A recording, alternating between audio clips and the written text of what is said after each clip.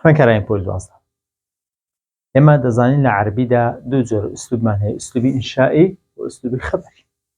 ئوسلوبی ئینشایی ئەو پێنج جۆرە بۆ من داخڵن: ئەمر و نەهی و نیدا و ئیستیفهام و تعجب. هەروەها ئوسلوبی خەبەریشمان هەیە.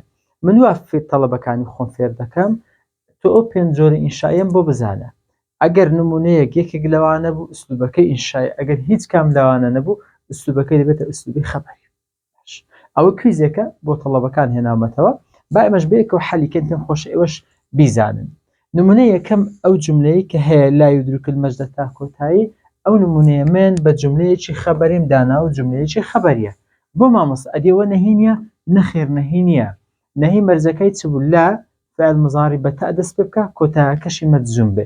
ئەو دوانە هیچیان نەهی نین. ئەوە یەک. دوو، ئەی مامۆستا ئەو مەنا نابێتە ئیستیفهام؟ پێدەچێت، بەڵام نا.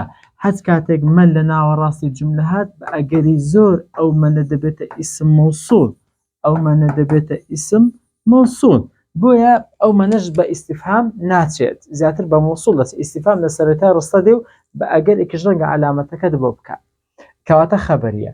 ئەو نمونەی کە لێرە هەمانە نمونەی دووە من بە تەعەجوبم داناوە، تەعەجوبە. چۆن دەزانیت تەعەجوبە؟ تەعەجوب وەزنی هەیە، دەبێت بە وەزن بیزانی. ما ئەجمەلە السەبرە لەسەر وەزنی ما ئەفعەلە هوە دەبێتە تەعەجوب و بەشێکە لە ئوسلوبی ئینشائی. نمونەی سێیەمیان وشەی نەزالی، ئەو کەلیمە وشەی نەزالی ئەوە لەسەر وەزنی فەعالیە، لەسەر وەزنی فەعالیە بریتیە لە ئیسم فعل ئەمر، بەشێکە لە نەمەتی ئیعازی و لە ئوسلوبی ئینشائیش، کابێ ئەوەش دەبێت بە ئەمر.